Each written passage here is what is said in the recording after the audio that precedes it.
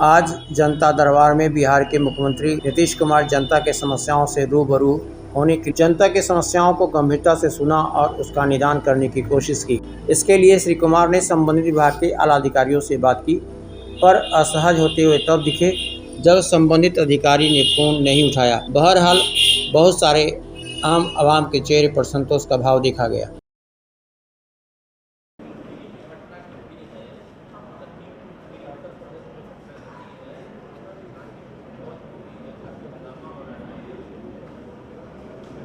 हाँ, तो अखबार में हम देखे ही हैं, तो वहाँ पर लोग एक्शन करेंगे ही। जो कुछ भी हुआ उसके बारे में तो कुछ खबर आई हुई थी, न्यूज़पेपर्स में हमने देखा है।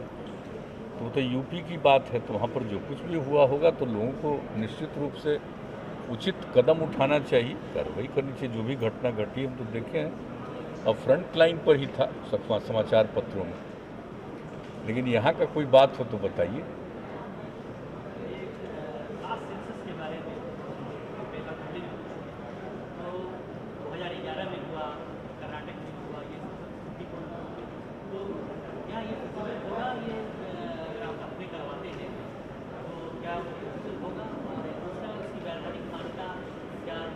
नहीं, हम तो आपको बता चुके हैं, जाति आधारित जनगणना के बारे में तो 2-3-4 बार बोल चुके हैं। हम लोगों का तो व्यू वही है। हम लोग चाहेंगे कि इस पर केंद्र सरकार भी विचार करके निर्णय ले। लेकिन जो आप पिछली बार पूछ रहे थे और मालूम जो आ गया था सुप्रीम कोर्ट में उन लोगों की तरफ से जो भी कहा गया, तो आप जानते हैं कि हमने तो यही कहा था कि हम लोगों की राय तो ये है कि होना चाहिए। और इसके बाद फिर चूँकि बिहार के सभी पार्टियों का शिष्टमंडल मिला था, तो हम यहाँ पर वही 10 सभी पार्टियों के लोगों के साथ बैठक करके आगे क्या किया जाना चाहिए बिहार के कंटेक्स्ट में, उस पर हम लोग बातचीत करके कोई निर्णय लेंगे। तो ये हम लोगों का किया हुआ है और ऑलमोस्ट सभी दल के लोगों से ये बात हो रही है और सब हो जाएगी। तो एक बार ज़रूर बैठ करके, और ख़ास करके तो आ गया एक बाई इलेक्शन में, तो इसके बाद वाले पीरियड में ही बैठ करके बातचीत की जाएगी। सब लोगों के मन में तो बात है ही यहाँ के बारे में, आप जानते ही हैं।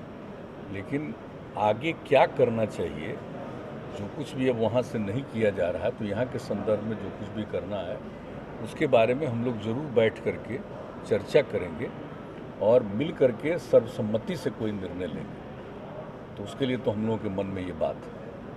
यही अब जो कुछ भी देख लीजिए, आगे जो बात होगी सब कुछ हो जाएगा। एक एक चीज़, नियम कानून, सब चीज़ पर गौर करते हुए हम लोग निर्णय लेंगे और कैसे बेहतर ढंग से कोई काम हो सकता है, उन सब चीज़ों पर परामर्श और विचार करके हम लोग काम करेंगे। तो मिलेंगे, तो उसके लिए थोड़ा सा वेट कर लीजिए अभी, इसलिए कि सबके मन में है। थोड़ी बहुत बातचीत शुरू हो गई थी, तभी तक ये चुनाव वाला आ गया, तो इस सब के लिए उपयोगी है कि इसके बाद ही बैठ करके बातचीत, बीच में तो कोई। लेकिन मुझको पूरा भरोसा है कि सर्वसम्मति बिहार में ज़रूर बनेगी। हमको भरोसा है कि एक राय ज़रूर बनेगी मिल करके पूरे बिहार में क्या करना चाहिए। अपने बिहार में हम लोग कुछ कर सकते हैं, उन सब चीज़ों के बारे में ज़रूर सर्वसम्मति से जो भी होगा सर्वसम्मति का निर्णय।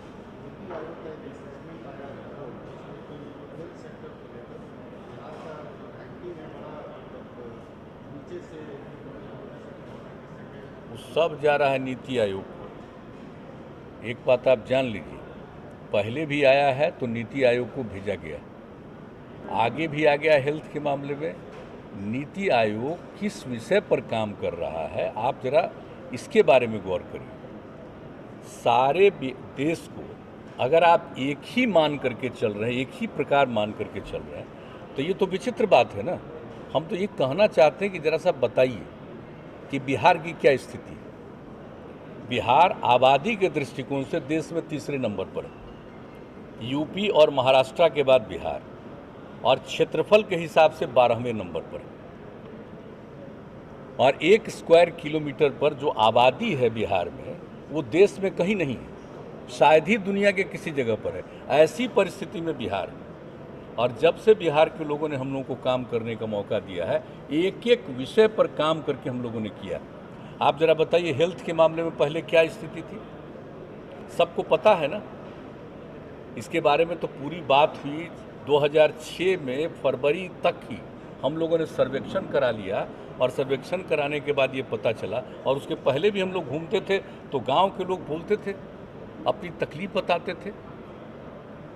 और इस पर बिहार के बारे में एक रिपोर्ट भी हमको पढ़ने का मौका मिला था कि साहब बिहार के हर परिवार, हम पहले भी बता चुके हैं, आपको दोहरा के कह रहे हैं, हर परिवार को जो सबसे ज़्यादा गरीब परिवार को खर्च किस चीज़ पर है, भोजन से ज़्यादा इलाज पर खर्च, और ट्रीटमेंट यहाँ पर नहीं करता था।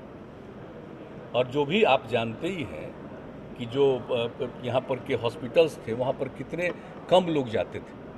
और आपको याद है ना, हम तो बिहार शरीफ का हॉस्पिटल के बारे में कितना बार आपको कहे थे, हम लोग तो यहाँ नहीं थे, जब केंद्र में थे हम लोग MP थे, देख करके क्या बताए थे कि हॉस्पिटल में कुत्ता बैठा हुआ रहता था।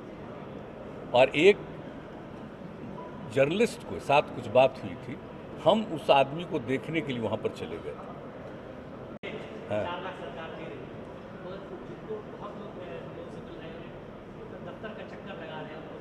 नहीं, ऐसा नहीं होगा। अगर जरा भी आप लोगों को खबर कोई करे, तुरंत हम लोगों को खबर करिए। एकदम पूरे तौर पर हम लोगों की नज़र है। कोई भी कोरोना के कारण किसी की मृत्यु हुई है, 4 लाख रुपया तो हम लोग शुरू से दे ही रहे हैं। अब तो केंद्र सरकार का फैसला हुआ है कि वो भी 50,000 देंगे। तो आप मान लीजिए कि 4 लाख रुपया तो हम लोग जो दे रहे हैं शुरू से, तो हम लोग देते रहेंगे। और जब केंद्र का भी 50,000 रुपया और देने का आ गया, वो अतिरिक्त में जाएगा। लेकिन कोई भी वंचित न रहे, इसके लिए हम करेंगे। और हम आग्रह करेंगे सभी लोगों से, आप सब लोगों से, और जो भी लोग हैं पत्रकार मित्रों से आग्रह करेंगे, अगर कहीं के बारे में कोई जानकारी मिले तो इमीडिएटली हम अभी तत्काल हम हेल्थ डिपार्टमेंट को कहीं से भी आप लोगों को सूचना मिले, तत्काल उन लोगों को भी जानकारी मिलनी चाहिए, ताकि सब लोग इमीडिएटली देखेंगे कि कोई वंचित तो नहीं रह गया है। हम लोग इस पर बहुत रहते हैं कोशिश, एक भी आदमी छूटना नहीं चाहिए। उन सबको, उनके परिवार को हम लोग को मदद करनी। तो हम देख लें, चलिए। कोरोना का भी हैंडलिंग 1.5 साल से, अब देखिए कोरोना का भी हैंडलिंग कैसा हुआ, देख रहे हैं ना यहाँ पर जो हैंडलिंग है तो कितना कम पर पहुँचे गए। हालांकि ये मानना कि खत्म हो गया ठीक नहीं है तो बहुत कम। 25,000 लोग दिल्ली में मर गए कोरोना से। अब उसके बाद भी हम लोग एक एक चीज़ पर नज़र रखे हुए, हर चीज़ पर ध्यान रखे हुए, और टीकाकरण तो हो ही रहा है। और आप जानते हैं जांच भी हम लोग कर रहे हैं, आपको पहले भी बता चुके हैं। इतना करते रहते हैं जांच कि अगर एक को होगा और पता नहीं चलेगा तो पता नहीं, बहुत सारी संख्या में लोग प्रभावित हो जाएंगे। तो कैसे पीछे लग करके, शहर ही नहीं, गांव-गांव सब जगह, और हर जगह हम लोग इंतजाम करते हैं। तो देखिए भाई, यहाँ पर तो कम से कम हेल्थ के क्षेत्र में इतना बेहतर काम होता है, तो थोड़ा बहुत सब चीज़ की जानकारी लेकर के इसके बारे में भी सोचना चाहिए। चलिए, बहुत धन्यवाद।